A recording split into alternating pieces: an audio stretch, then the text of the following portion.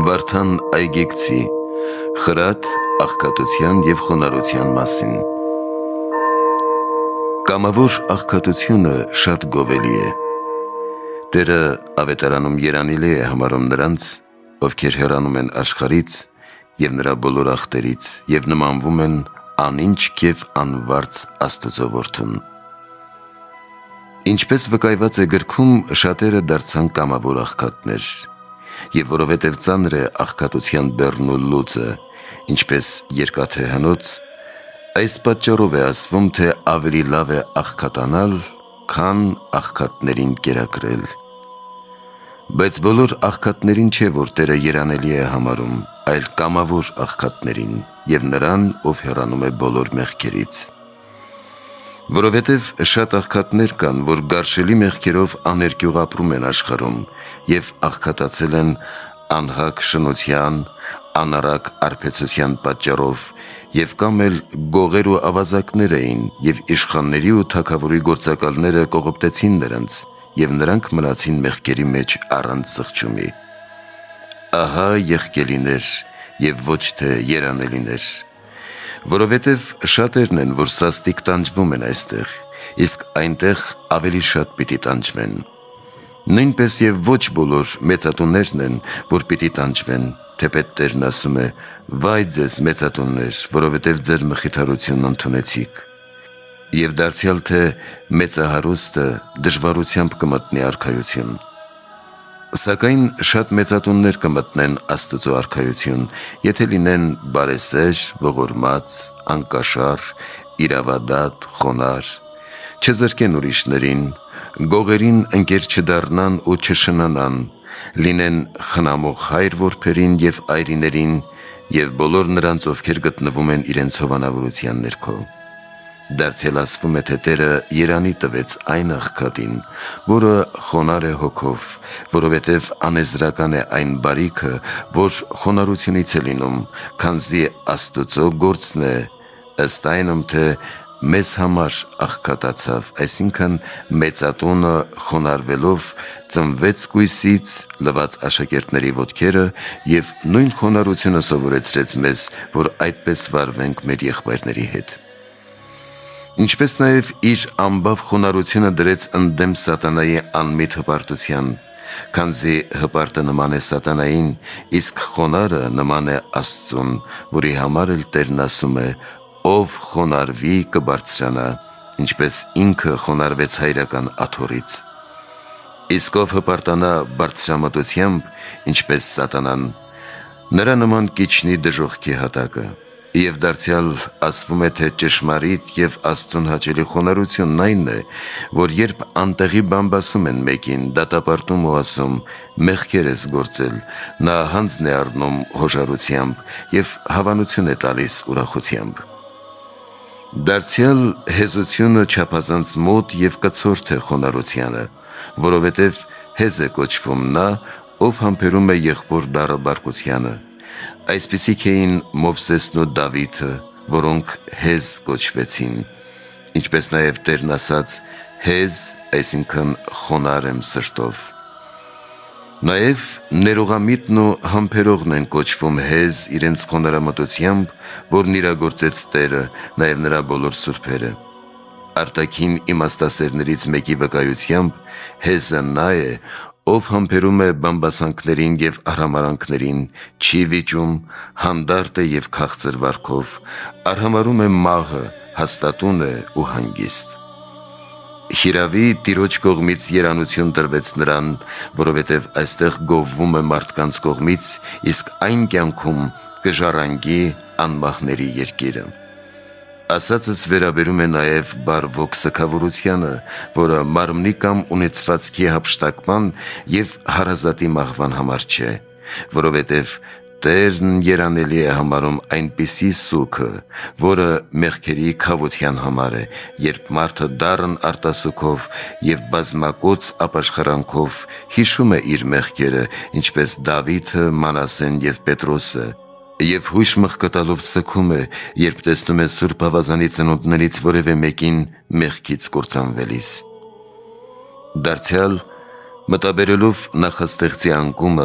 լալիս է չարաչար մեծ սգով, թե մարդը չարի խաբեությամբ ինչպիսի մեծ փառքերից զրկվեց և ընկավ այս անսահման տառապանքների գիրկը։ Արդ այս բարիքներին մերձ ու եղբայր է խաղաղության գործը, որը բարձրագույն բարիք է։ Տիրոջ կողմից երանելի համարվեց խաղաղարարը, և սա ստույգ Աստուծո գործն է, որովհետև խաչի վրա իր իսկ արյունով խաղաղություն կնքեց հոր և մարդկային ցեղի միջև։ Այս էր, որ երգում էին հրեշտակների անմարմին դասերը փառք Աստծուն բարձունքներում և երկրի վրա խաղաղություն։ Արդ ամեն ոք, ով խաղաղարար է և խաղաղասեր է,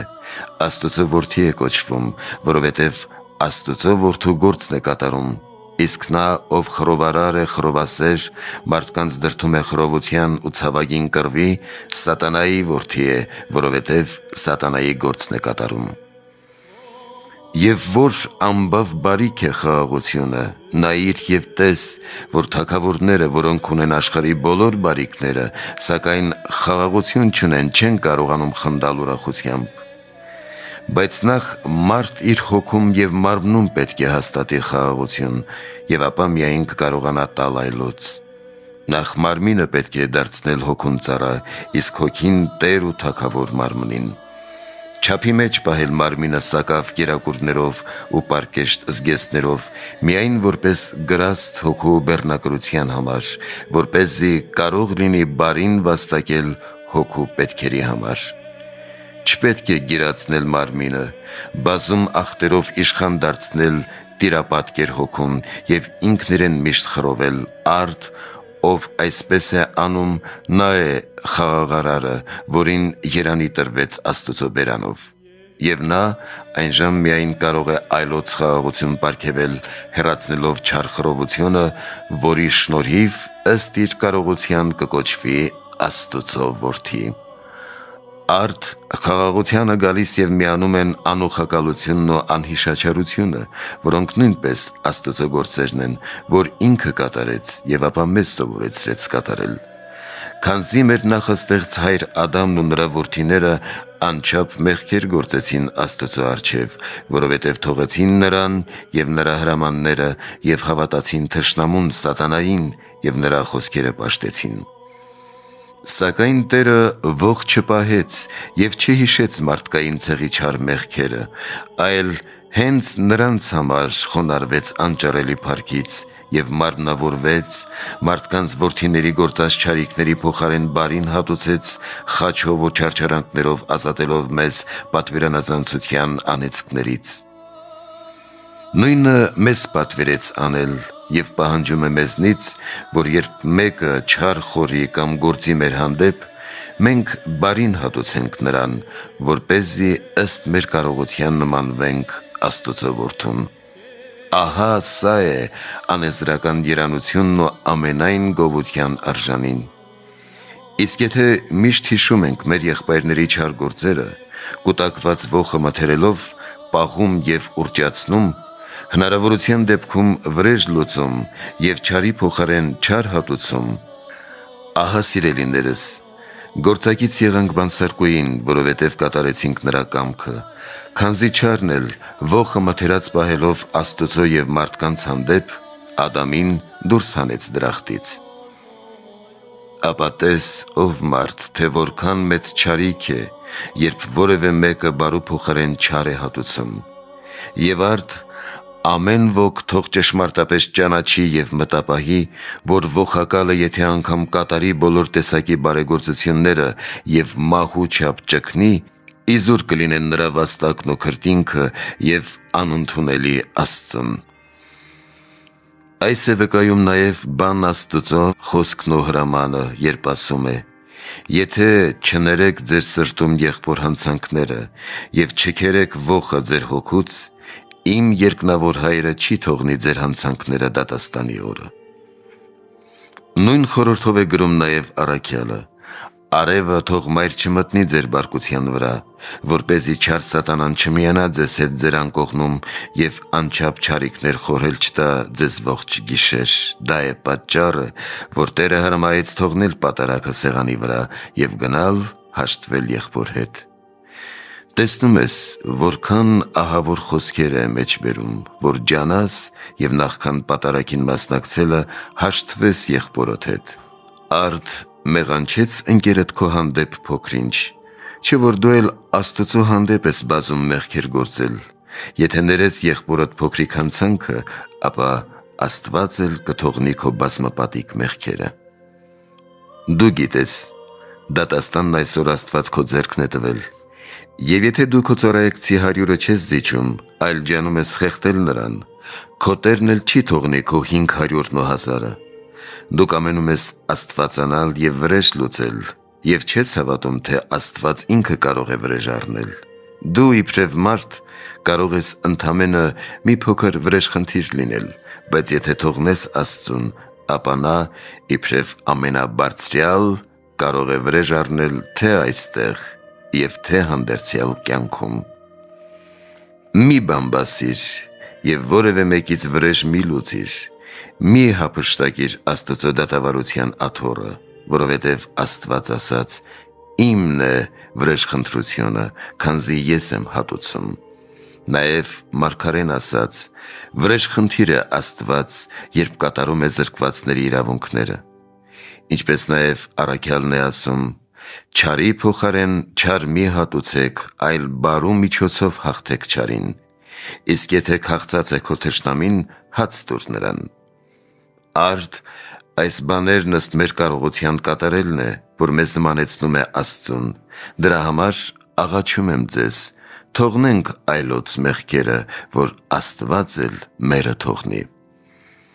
Վերը նշածներից փառագիծն ու խորհրդակիցը արդարադատությունն է, որը մարդուն նմանեցնում է Աստծուն, ըստ Փրկչի հրամանի, որ ասում է. «Ինչպես լսեմ, այնպես էլ կդատեմ, և իմ դատաստանն արդար է, որովհետև դատաստանի օրը չեմ ամաչի և չեմ պատկառի մեծամեծերից, նաև չեմ ողորմի աղքատին, այլ ըստ գործերի կհատուցեմ»։ Դրա համար էլ դատավորը կամ իշխանը, ով կոչված է մարդկանց առաջ օրենքն իրագործելու, պետք է նմանվի Աստծուն և ոչ թե խեղաթյուրի դատարանի իրավունքները կաշառք վերցնելով, որովհետև գրված է. «Հուրը է կաշառքը, և վայ դատավորին, որն այն իր հանդերձի քղանցքում կծրարի, որովհետև կայրի նրան ահռելի դատաստանի օրը»։ Նույն խորհրդով է գոչում Դավիթն ու ասում. «Նա, ով իրավունքի դեմ կաշառք չի վերցնում, չի սասանվի տիեզերական հրապարակում»։ Որովհետև դատավորը չպետք է ամաչի մեծամեծերից և կամ խղճահարվելով ողորմի աղքատին, այլ պետք է արդար դատի ըստ Աստծո կամքի։ Սակայն ագահությունն է, որ կործանում է դատավորներին և դարձնում կաշռառու և հավիտենական հրի ժառանգորդ։ Արդ չարագույն և պատառող գազան է այս ախտը, որ առաջնորդներին և գիտնականներին ավելի է կործանում, քան ռամիկ և ամուս մարդկանց։ Ամբակում մարգարեն դեռ իր ժամանակ տեսավ այս ախտը և ձայնեց առ Աստված. «Ինչու այսպես ստեղծեցիր մարդկանց, որ մեծամեծերը կուլ են տալիս փոքրերին ծովի ձկների նման»։ Քանզի տեսա, որ դատավորը կաշառքի ուժով թյուրեց օրենքը, իսկ դու ներում ես, որն էլ ինձ ցավալի է։ Արդ հայտնիր ինձ քո խորհուրդները։ Եվ Աստված պատասխանեց նրան. «Թեպետ և կարողանաս անձրևի անթիվ կաթիլներն ու ծովի ավազը հաշվել, որ անհնար է, իմ խորհուրդները չես կարող իմանալ, որովհետև ապագայում պահել եմ մի օր, երբ պիտի դատեմ բոլորին»։ Կրկին տես այս չարագույն ախտի պղծությունը, որովհետև գալիս են իշխաններ, առաջնորդներ և պատվավոր այրեր և իմաստուն խոսքերով խնդրում են դատավորին, բայց նա չի լսում նրանց։ Հետո գալիս են ոսկին ու արծաթը, որոնք ոչ ձայն ունեն եւ ոչ էլ խոսում են, սակայն լուր իրենց պայծառությամբ խույժ խոցում եւ կակղացնում են դատավորի սիրտը, եւ նա հավանելով լսում է անբաններին առավել, քան բանականներին։ Ուստի աղաչում եմ, զգաստացեք իշխաններ եւ դատավորներ, եւ կաշառակերությամբ մի գանձեք գեհենի հուրը ձեր անձերի համար։ Արդ ասացներիս, ինչպես խնամքով շարված մարգարտաշարի, գալիս միանում է նաև սրբությունը, որ Աստծո անկողոպտելի գանձն է, այնքան մեծագույն, որ այն ունեցողին երանի տվեց Տերը, խույժ գովելով երանի նրանց, որոնք սուրբ են սրտով, որովհետև նրանք կտեսնեն Աստծուն։ Սուրբ է կոչվում նա, ով չգիտի, թե իր հոգում կա խղճմտելու որևէ բան, ով չունի ոչ միայն մարմնական, այլ նաև հոգեկան որևէ բիծ, մախանք կամ այլ բան։ Իսկ երբ պատահում է չարի խաբեությամբ, նա որևէ մեղքի մեջ է ընկնում, որովհետև մարմինը դյուրակործան է, քաջությամբ ջանում է և սրբելով լվանում զղջումով, ապաշխարանքով, խոստովանությամբ և ջերմ արտասուքով, որը երկրորդ ավազանն է, Աստծուց մեզ շնորհված մեծ ու անբավ պարգև, որի միջոցով սրբվում, մաքրվում է սիրտը և արժանանում Աստծուն տեսնելու տիեզերական ատյանում ըստ իր սրբության կարողության։ Եվ արդ, ինչպես թագուհութագին ագուցված տպազիոն քարը, կապուտակ և ծիրանակերպ գույների միջև վայելչապես համապատասխանում է խորհրդի զորությանը, այնպես էլ ասածիս անբաժանելիորեն միանում է պայծառ և պատվական կուսությունը, որը ցանկալի է հրեշտակներին և զարմանալի գործ, պարծանքի անուն է երկրի վրա և Աստծո հետ ճշմարիտ կապ երկնքում, ահարկու դևերի գնդերի և անհավատալի վավաշոտ ախտաբույծ անօրենների համար։ Եվ այնքան մեծ և գերագույն կերպով է փառավորված երկնքում և երկրի վրա, որ նաև Աստված կույսից մարմնով աշխարհ եկավ մարդկանց փրկելու համար։ Հոր անճարելի բանը իջնելով մտավ Աստվածածին կույս Մարիամի մաքուր որովայնը, ամբովանդակելին թաղանթապատ ծրարվեց Դավթի դստեր երանական որովայնում և ակնթարթորեն վերցնելով կույսի արյունը իր աստվածության հրով ձևավորեց և 40 օրում ստեղծեց մանկանը, անշփոթ և անբաժանելի կերպով միացնելով աստվածությունը մարդկությանը։ Բանը մարմին եղավ Աստվածածնի որովայնում, հավասար մնալով խորը և բազմած փառքի աթոռին։ Դրա համար էլ, հավատացյալներ, եկեք երկրպագենք կույս Մարիամին, որովհետև նրա արգանդը առավել սուրբ և բարձր եղավ, քան քերովբեական աթոռները։ Եվ արդ, որովհետև խույս ծանր է այս իրողությունը և բնականից դուրս, դրա համար էլ Տերը սահման և օրենք չդրեց, այլ ասաց. «Ով կարող է տանել, թող նա տանի», որովհետև ինքն էր մարդկության ստեղծողը և գիտեր այդ ծանրությունը։ Եվ երբ թվարկեց ներքինիների 3 կարգերը, այն է ասաց գովելի, որ երկնքի արքայության համարը։ Ով ճնշում է իր անձը և կուսությամբ նահատակվում ընդդեմ պոռնկական դևի և վավաշոտ հրաբորբոք ախտի, նա մարտիրոսությունից շատ ավելի մեծ սխրանք է գործում, որովհետև չափ չկա պատերազմի օրերին։ Այս նկատելով Աստվածընկալ Սուրբ Պողոս առաքյալը գրեց. «Տիրոջ կողմից կույսերի համար հրաման չունեմ նրանց համար սահման դնելու, բայց ով սիրում և պահում է սա, ես հույժ գովում եմ նրան, որովհետև Աստծունն է հոգում և ոչ թե աշխարհինը»։ Արդ հնուց ի վեր սկիզբ դրվեց կուսությանը, և նահապետները հույժ ցանկացան նրա պայծառ փառքին, բայց որովհետև կաթնակերտներ էին, քչերը մտան այդ ծանր լծի տակ, որովհետև փափկամարմիններ էին և դժվարանում էին մտնել այդ մեծագույն ու տևական պատերազմի մեջ։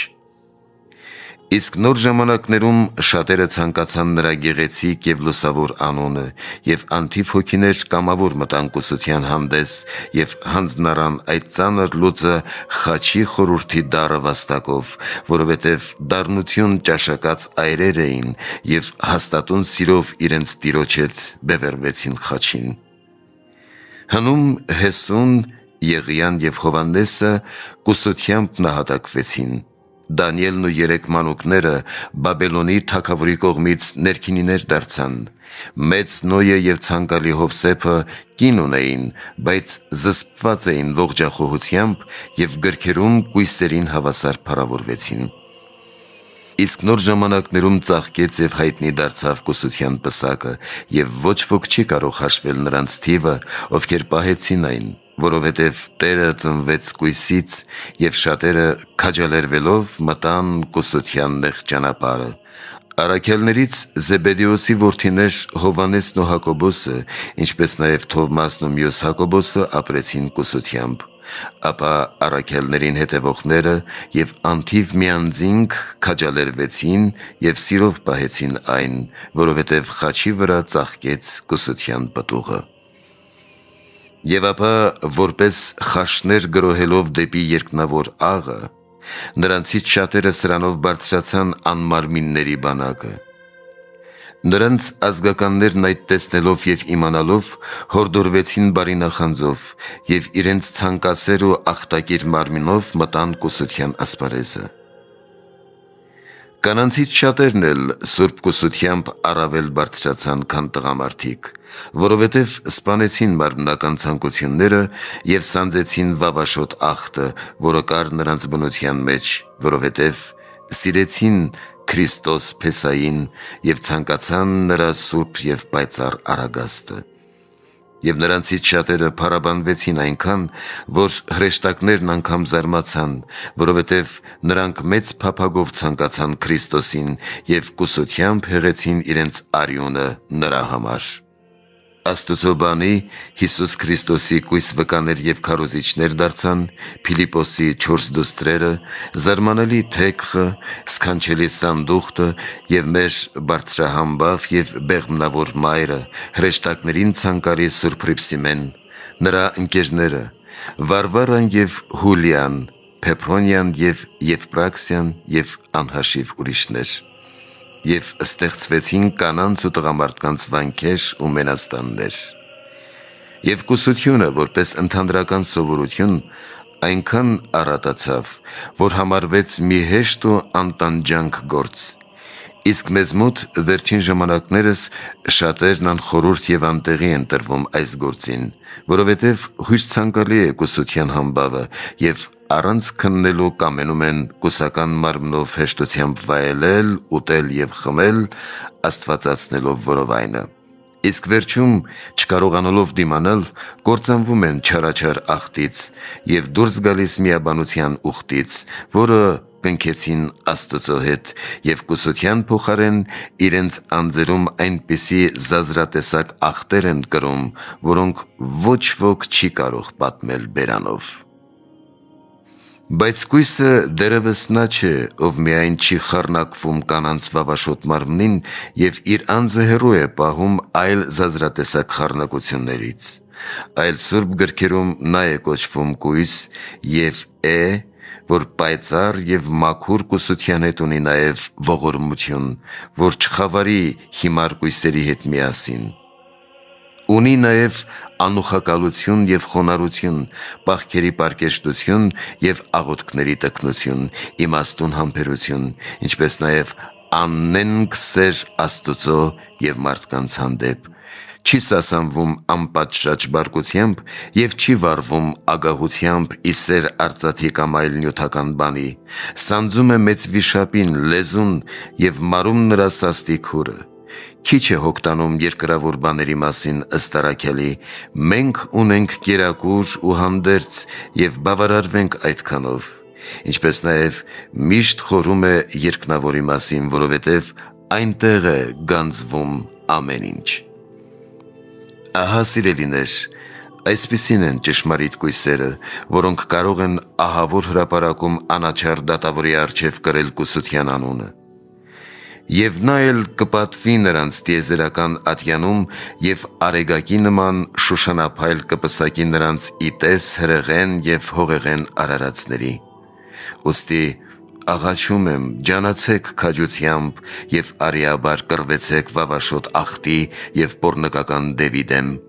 և որքան հնարավոր է սուրբ և մաքուր պահեք կուսությունը ոչ միայն մարդկանց ցուցադրելու, այլև ծածկատես Աստուծո աչքի առջև, և ոչ սոսկ մարմնով, այլ և մտքով, և խորհրդով պարկեշտ լինենք, նաև աչքը անարատ պահենք, որ Աստուծո առջև կատարյալ լինենք և հանդերձյալ կյանքում արժանի լինենք Աստուծո կատարյալ բարիքներին։ Իսկ երբ ամենայնի Տերը ստեղծեց այր և կին, օրհնեց նրանց որդեծնությունը և ուրախությամբ եկավ նրանց հարսանիքին, և առաքյալը սուրբ կոչեց այր և կնոջ արդարան կողինը, որովհետև նրանք Աստուծո արարչության գործիքներ են, ինչպես սղոցը և ուրաքը հյուսնի համար։ Եվ Աստված իր օրհնությամբ այնտեղից է մեզ ստեղծում, որովհետև Աստուծո ստեղծած ոչ մի բան խոտան չէ, և հույժ բարի են Աստուծո արարածները, ով չափավոր է վարվում նրանց հետ։ Քանզի եթե անկողինը սուրբ օրենքով լինի, առանց սոդոմական ախտի, մերձենալը պարկեշտությամբ որդեծնության նպատակով, եթե մյուս գործերն էլ բարի լինեն, երբեմն այր ու կին իրենց կամքով զբաղվեն աղոթքով և հետո միայն գնան միմյանց մոտ, այնպիսի այրն ու կինը կպատվվեն Աստուծո կողմից և Քրիստոսին մայր, եղբայր և քույր կլինեն իրենց բարի գործերի շնորհիվ։ Ինչպես Տերն է ասում. «Ով կատարի իմ հոր կամքը, որ երկնքում է, նա է իմ եղբայրը, քույրը, հայրն ու մայրը»։ Այս խորհրդով սուրբերից մեկն ասաց. «Կույս եղեք, կանայք, որ Քրիստոսին մայր լինեք, զի թեպետև որդիներ ծնեք ըստ Աստուծո սահմանածի, նաև ձեր մյուս գործերն էլ բարի լինեն Աստուծո կամքով, կլինեք մայր և քույր Հիսուս Քրիստոսին»։ Արդ,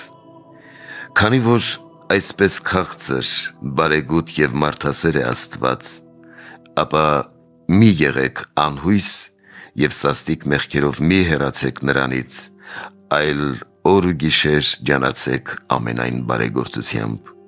և պարկեշտ ու սուրբ լինենք այս աշխարհում ըստ մեր կարողության, որպեսզի բոլոր սուրբերի հետ հանդերձյալ կյանքին և անճարելի հանգստի արժանի լինենք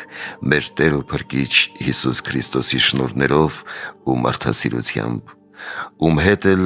Խորը և Սուրբ Հոգուն վայել է փառք, իշխանություն և պատիվ այժմ և միշտ և հավիտյանս հավիտենից։ Ամեն։